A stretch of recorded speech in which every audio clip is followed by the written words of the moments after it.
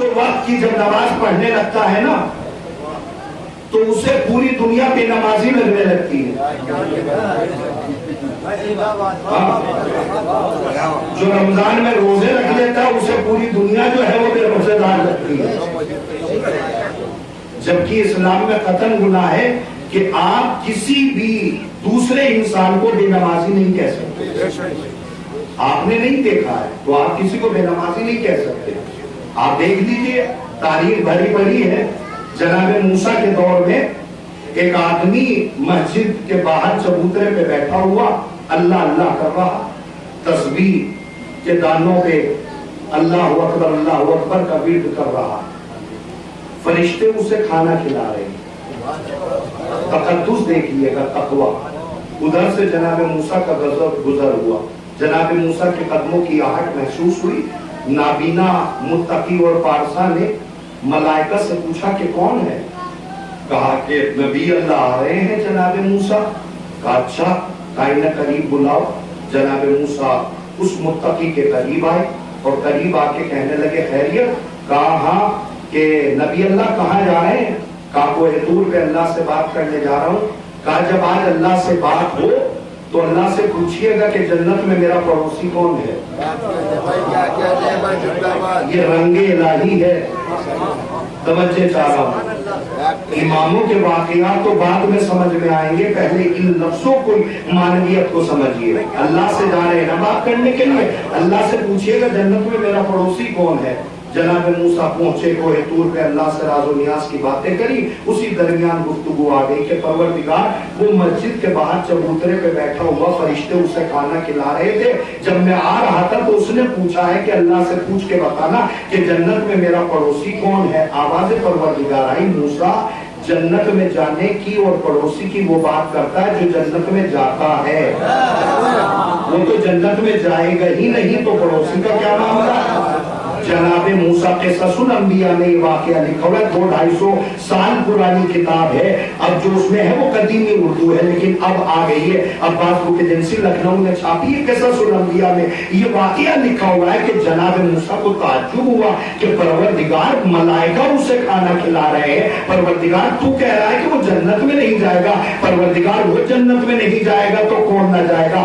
آواز پروردگار آتی ہے. پھر جناب موسیٰ نے کہا کہ پروردگار جب اتنے بڑے متقی کا یہ حال ہے تو میں بھی تو پوچھ لوں کہ پروردگار جنت میں میرا پڑوسی کون ہے. آواز پروردگار آتی ہے, موسیٰ جنت میں تمہارا پڑوسی فلاں قصاب ہے.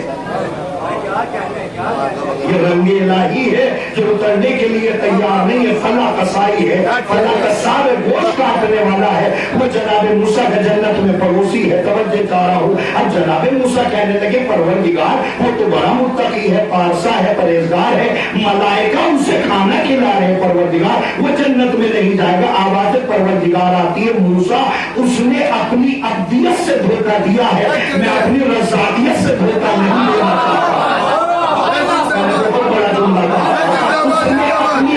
سے دھوکہ دیا ہے, میں نے اپنی رضاقیت سے دھوکہ نہیں دے سکتا.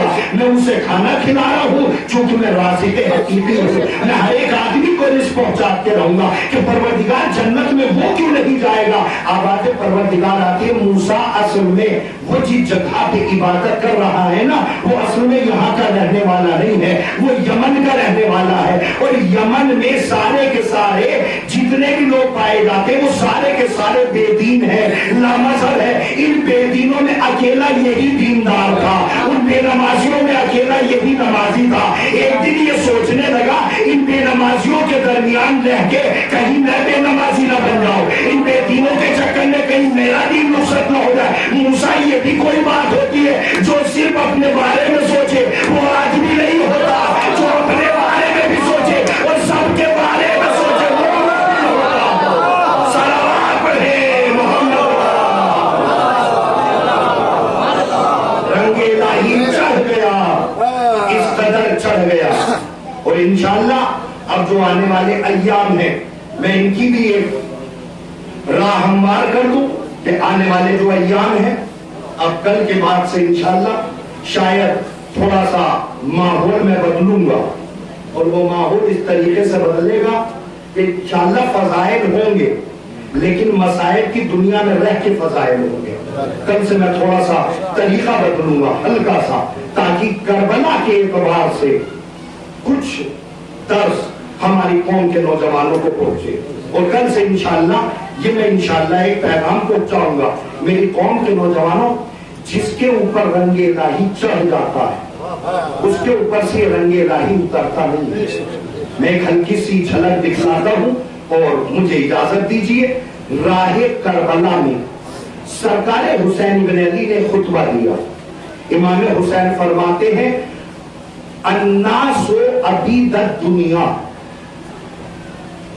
کچھ لوگ دنیا کے بندے ہوتے ہیں، وَالدِّينُ لَئِقٌ أَلْسِنَتَهُمْ، اور دین ان کی زبان پر صرف چٹنی کی طرح ہے. یہ میرا جملہ نہیں ہے، یہ امام حسین کا جملہ ہے جو سرزمین کربلا سے اپنے چاہنے والوں کو پیغام دیا کہ کچھ لوگ دنیا کے بندے ہوتے ہیں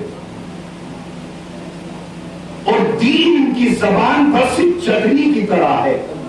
وَإِذَا مُحِسَّ بِالْبَلَاءِ، اور جب انہیں مصیبتوں میں گرفتار کیا جاتا ہے، ان سے امتحان لیا جاتا ہے دینداروں کا، قلت دیانون، بہت تھوڑے سے لوگ دیندار بچتے ہیں. آپ نے پہچانا؟ توجہ جانو، یہ جملہ آپ کو اگلے برس تک یاد رہے گا. دین ان کی زبان پر صرف چٹنی کی طرح ہے. چٹنی کھانا نہیں ہوتی، ذائقہ بدلنے کے لیے کھانے پہ رکھی جاتی ہے. امام حسین کہتے ہیں کچھ لوگوں نے لباس حسینیت پہن لیا صرف چٹنی کی طرح. بہت بڑی بات ہے، صرف چٹنی کی طرح وہ چکھ رہے ہیں دین کو. جب تک بڑے دیندار نظر آتے ہیں جب تک انہیں دین سے فائدہ پہنچ رہا ہے، اور جس دن ان کو مصیبتوں میں مبتلا کر دو، قلت دیانون، ان کا رنگ اتر جاتا ہے. میں پھر پہنچانے کی کوشش کر رہا ہوں. الدین لَئِقٌ أَلْسِنَتَهُمْ، زبانی لخلقاہٹ ہے. جب یہ بولتے ہیں تو بڑی بڑی باتیں بولتے ہیں، ہم حسینی ہیں، ہم مولائی ہیں، ہم کربلائی ہیں. جب تک انہیں دین سے فائدہ پہنچ رہا ہے، جب تک انہیں لوگ بڑے مومن کہہ رہے ہیں، جب بھی تک دین کا لباس ہے ان کے اوپر، جیسے ان کو مصیبتوں میں ڈالو، جیسے ان کا امتحان لو، دین کا لباس اور دامن دین چھوڑ دیتے ہیں، دامن اہل بیت چھوڑ دیتے ہیں. جب تک مجلسوں میں بیٹھتے ہیں اچھی اچھی باتیں کرتے ہیں، جب بازاروں میں جاتے ہیں غیبتیں کرتے ہوئے بھی نہیں سوچتے کہ ہوگا. دین ان کی زبان پر صرف چٹنی کی طرح چکھتے ہیں. بس پڑھ لیجئے، میں آپ کے اوپر کوئی حرف نہیں کہنا چاہتا، گریز کر رہا ہوں آپ کے اوپر سے سارے جملے. میں اپنے اوپر یہ جملے کہہ رہا ہوں. جب تک بڑے دیندار نظر آتے ہیں، جب تک مجلسوں میں لمبے لمبے نعرے لگتے ہیں، ان سے بڑا کوئی مولائی نہیں. بہت اچھے خطیب ہیں، بہت بڑے مولا والے ہیں، بڑے دیندار ہیں. جب تک مجلسوں میں لمبے لمبے نعرے لگتے ہیں، جب تک دین ان کی زبان پر رہتا ہے، جب تک اچھی اچھی لگژری گاڑیوں میں عیش و آرام کرتے ہیں، تب تک بڑے دیندار نظر آتے ہیں. لیکن جب ایک مرتبہ کربلا سے آواز آتی ہے تو کوئی نہیں نکلتا. میں نے بہت بڑا جملہ کہا. جب تک بڑے دیندار ہیں، بڑے مولائی ہیں، بڑے کربلائی ہیں، بہت بڑے دیندار ہیں، بہت بڑے اللہ والے ہیں، بہت بڑے رسول والے ہیں، بڑے مولائی ہیں، لیکن ایک مرتبہ کربلا سے صدا آئی، حل من ناصر ینصرنا، سوائے حزب اللہ کے کوئی نہ اٹھا، سوائے حزب اللہ کے کوئی نہ اٹھا. یہ کیا ہے؟ یہ زبانی لقلقاہٹ ہے. یاد رکھیے گا کہ 10 محرم میں جو حسین نے حل من ناصر ینصرنا کی صدا بلند کی تھی، وہ صرف حسین نے صرف اسی دن کے لیے نہیں صدا بلند کی تھی، بلکہ قیامت تک کے لیے حسین کا ایک نعرہ ہے. اور یاد رکھیے گا انشاءاللہ کل یہی سے مجلس اٹھائیں گے اور کل یہی سے کربلا کا پیغام سمجھیے گا کہ امام حسین نے मैदान करबला